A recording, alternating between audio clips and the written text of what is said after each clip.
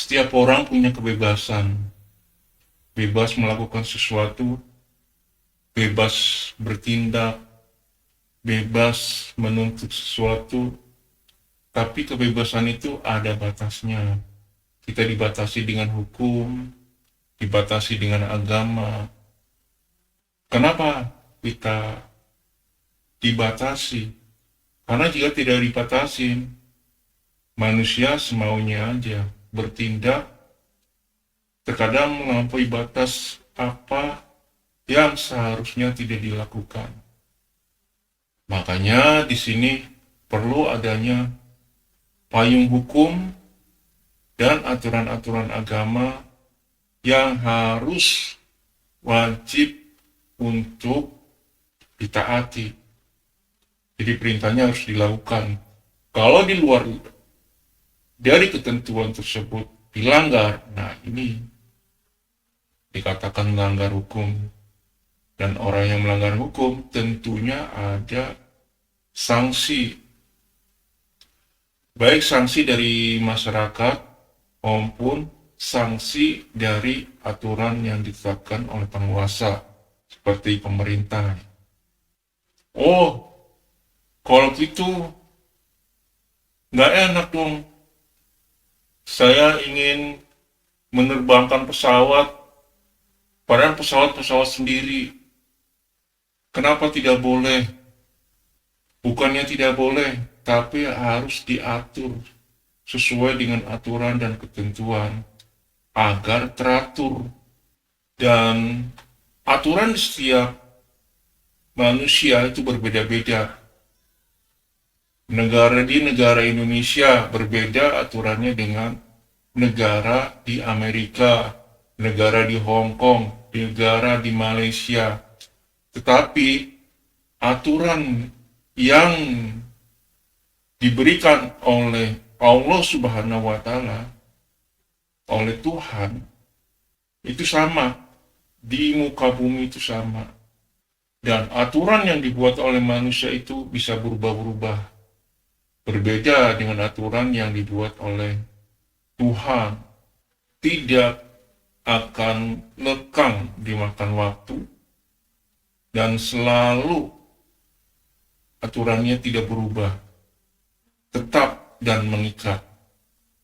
Oleh karena itu, aturan yang paling tertinggi adalah aturan yang dibuat oleh Tuhan. Yang kedua, aturan yang dibuat oleh penguasa atau manusia yang memang sudah ada kesepakatan.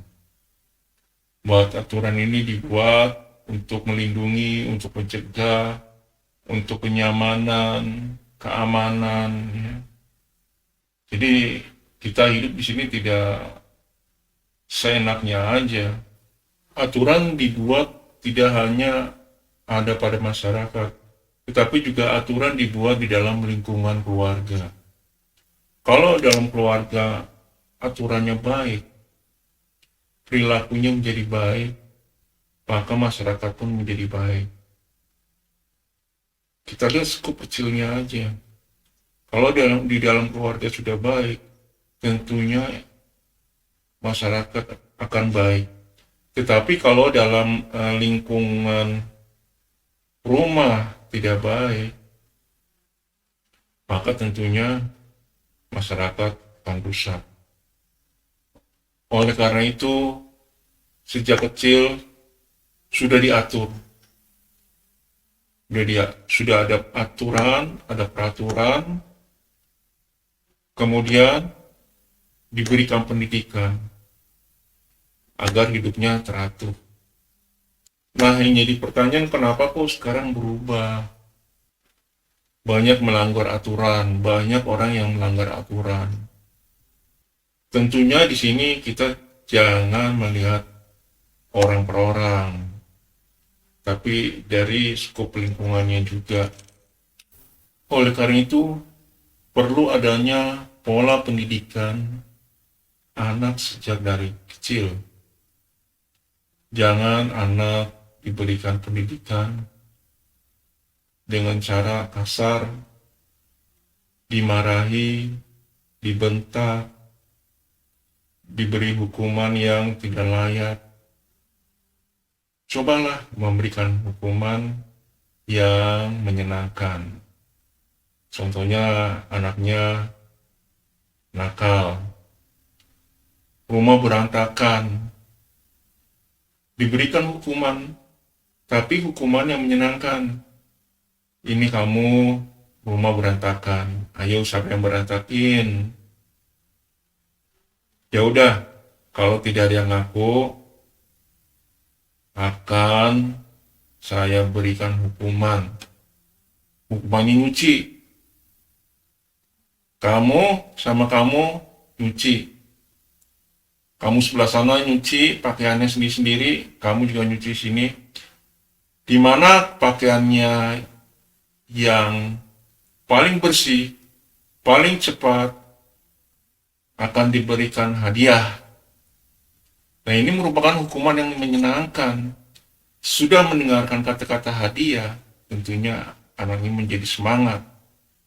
Berbeda diberikan hukuman yang membuat anak ini menjadi jenuh, kesal, terkadang makin menjadi jadi, atau mungkin bisa menjadi dendam yang akan terbawa dalam kehidupan hingga dia dewasa. Coba terapkan dari sekarang pola pendidikan anak. Kemudian di sekolah juga guru-gurunya juga menyenangkan. Mendidiknya jangan monoton. Mendidiknya dengan kebaikan, dengan menyenangkan, dengan kebahagiaan, kegembiraan. Tentunya gurunya pun memberikan contoh suri teladan yang baik kepada anak didiknya. Jangan sampai anak didiknya ini rusak karena perbuatan gurunya sendiri. Jadi ada tahapannya, pendidikan di rumah, pendidikan di sekolah. Manusia akan selalu hidup dengan aturan. Mana aturan yang paling menyenangkan? Aturan agama atau aturan dari perundang-undangan?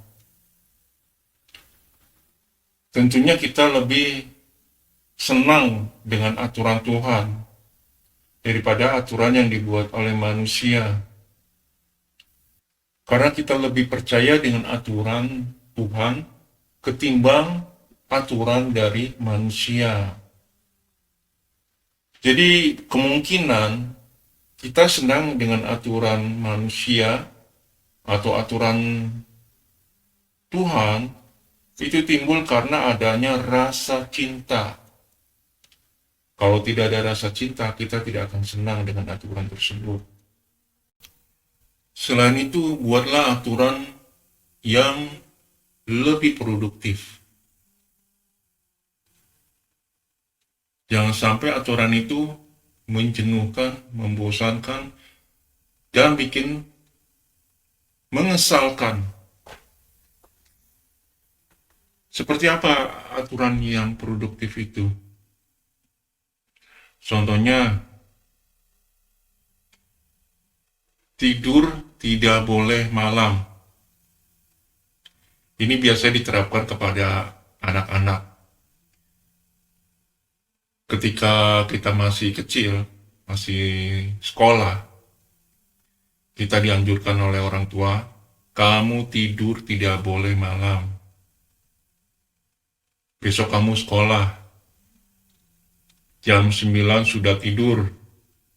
Besok kamu pagi bangun, sholat subuh, sekolah, agar kamu nanti lebih bergairah sekolahnya, lebih produktif, lebih bagus lagi, tidak ngantuk, badan segar, bugar, tidak sakit. Nah, ini merupakan aturan yang produktif. Ada juga aturan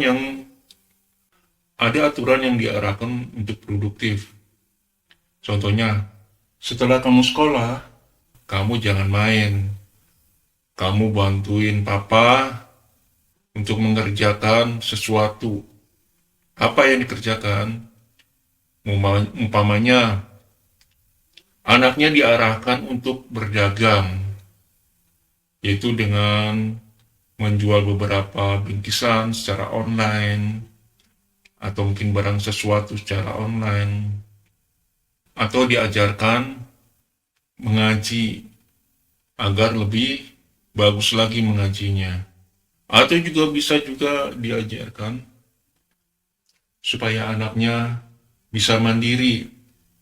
Jadi jangan tergantung dari pendidikan yang dicapai sekarang. Karena pendidikan yang di sekolah ini tidak menjamin kehidupannya nanti menjadi besar, layak, dan mengagumkan, yang bisa diagung-agungkan. Tentunya harus ada pendidikan non-formal lain yang perlu dituntut oleh anak itu. Kalau upaya-upaya ini dilakukan, insya Allah suatu saat anak kita akan berkembang menjadi orang yang baik dalam kehidupan di masyarakat dan agamanya. Kita sebagai orang tua harus bisa mengarahkan. Walaupun kita berada di posisi yang sangat sulit, susah, tapi berupaya untuk memberikan arahan, bimbingan, kasih sayang kepada anak kita. Jangan sampai anak kita seperti apa yang pernah kita peroleh, pendidikan yang mungkin kurang baik di masa lalu. Berikanlah generasi berikutnya yang lebih baik. Sebagai orang tua memberikan suri teladan, memberikan harapan kepada anak, pencapaian yang baik, agar anak tersebut mempunyai rasa percaya diri, menjadi manusia yang lebih baik lagi dari orang-orang yang ada di sekitarnya. Selain itu juga anak diupayakan hidup dalam lingkungan yang lebih baik.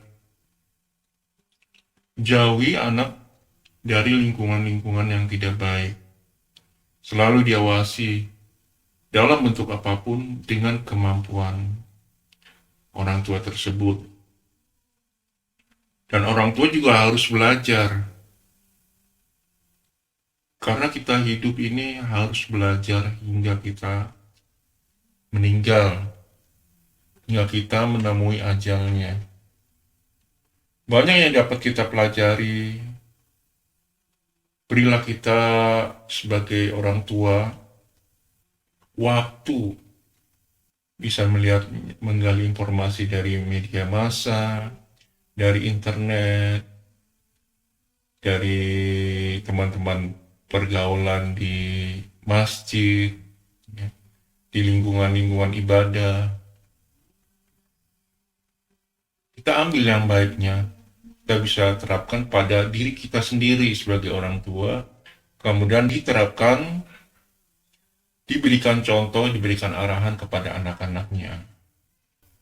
Coba bisa dibayangkan betapa bahagianya jika anak menyenangi, menyayangi orang tuanya dengan aturan-aturan yang menyenangkan, yang membahagiakan.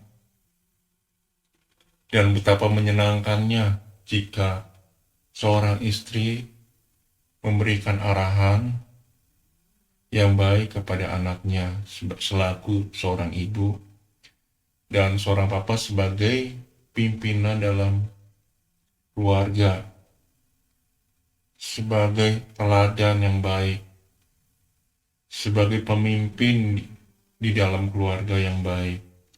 Ini angan-angan. Prakteknya gimana? Yang perlu kita lakukan adalah optimis. Optimis bahwa kita bisa melakukan itu dengan baik. Percaya bahwa apa yang kita niatkan dengan kebaikan akan menghasilkan kebaikan walaupun penuh dengan lika-liku. Jangan sampai kita menjadi tidak baik dalam keluarga, tapi lebih baik di lingkungan masyarakat. Utamakan dulu keluarga, baru masyarakat. Bahwa apa yang kita berikan kepada keluarga merupakan sedekah. Sedekah jariah yang nanti akan ada hitungannya di hadapan Allah Subhanahu wa Ta'ala. Jadi yang perlu kita berikan harapan, kasih sayang, cinta kasih kepada keluarga. Karena kita berkeluarga, mempunyai keturunan, semua karena Allah. Karena cinta karena Allah. Walaupun apa yang kita harapkan itu tidak sesuai apa yang kita harapkan. Contohnya anaknya nakal, istrinya mungkin kurang baik. Tapi walaupun tidak baiknya anak, tidak baiknya istri, kalau kita berikan tuntunan yang baik, lama-lama akan menjadi baik. Seperti batu yang tiap hari diberikan tetesan air, lama-lama batu sekeras apapun akan berlubang. Apalagi manusia yang tidak sekeras batu. Yang perlu kita tuntut adalah kepercayaan diri, kesabaran, mau belajar, melatih mental bahwa kita ini adalah pemimpin, bahwa kita ini adalah utusan dari Tuhan untuk memberikan arahan kepada orang yang ada di sekitar kita, terutama pada lingkungan keluarga sendiri. Jangan sampai kita baik di mata masyarakat tapi tidak baik di mata keluarga. Karena keluarga bagaimanapun merupakan harapan yang harus kita berikan, jadi suri tauladan. Jika kita pernah dihadapkan dalam lingkungan yang tidak baik, jangan sampai kita memberikan itu kepada keluarga, kepada orang yang di sekitar kita tidak baik pula. Putus mata rantai tersebut. Kita coba untuk belajar, untuk menjadi orang yang lebih baik. Kita sadari bahwa diri kita ini adalah makhluk ciptaan Allah. Kita diberikan hidup ini karena Allah baik, karena Allah cinta. Oleh karena itu kita ditakdirkan hidup di dunia muka ini sebagai khalifah, bukan sebagai perusak. Cobalah kita memberikan aturan-aturan itu dengan senyuman. Karena senyuman bagian daripada ekspresi wajah. Bagaimana kalau kita tidak bisa, mungkin sulit untuk tersenyum. Nah, memang apakah kita tidak pernah terbesit? Segitu sulitkah kita untuk bisa tersenyum? Padahal senyum itu cukup hanya dengan mengatur tarikan-tarikan otot di sudut-sudut mulut. Berikan ekspresi utama. Apakah sulitnya tersenyum itu karena kita tertekan, kita tidak mampu, tidak berdaya? Cobalah kita menonton orang-orang yang senang tersenyum. Dia bisa menciptakan senyuman yang berkualitas. Pada saat tersenyum, kita bisa lihat ekspresi wajahnya. Terutama kita bisa lihat bagian yang lebih dominan adalah giginya. Yang perlu diingat bahwa senyuman bukan hanya memperindah wajah. Senyuman dapat membentuk daya tahan tubuh yang lebih baik. Senyuman juga dapat meredakan stres. Dan senyuman dapat memberikan inspirasi bagi orang lain. Dan meningkatkan kesempatan untuk lebih sukses. Tentunya senyuman ini diberikan secara tulus dan ikhlas, tidak dibuat-buat. Buatlah aturan yang unik dan menyenangkan. Sebagai contoh,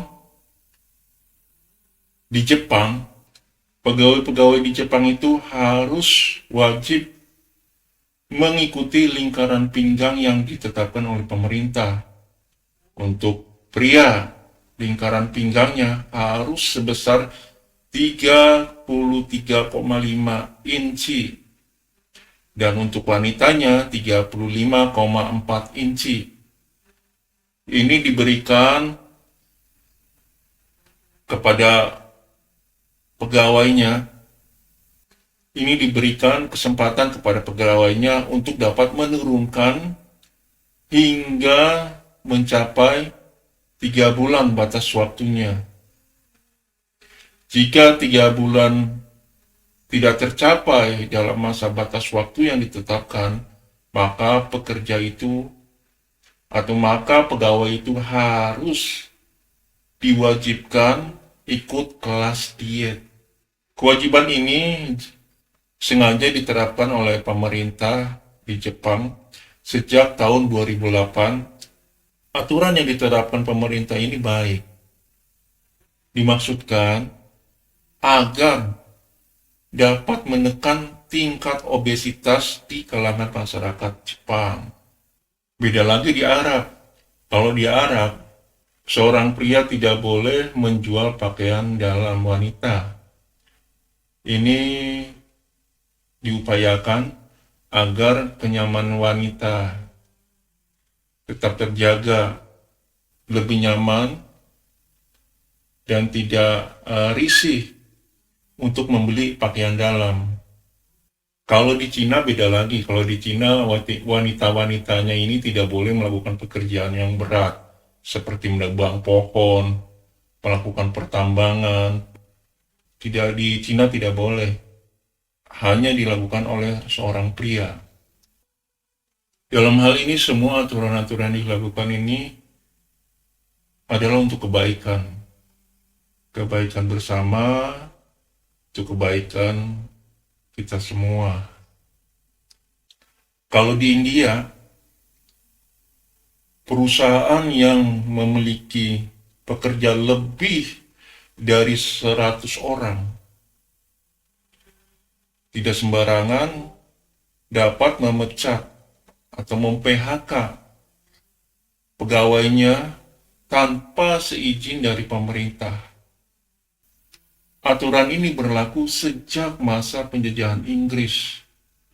Mengapa aturan ini berlaku hingga India sudah merdeka seperti sekarang? Tentunya aturan yang dilakukan ini untuk kebaikan kita dan kebaikan bersama. Aturan Allah adalah yang terbaik. Jalani hari-hari kita dengan senyuman.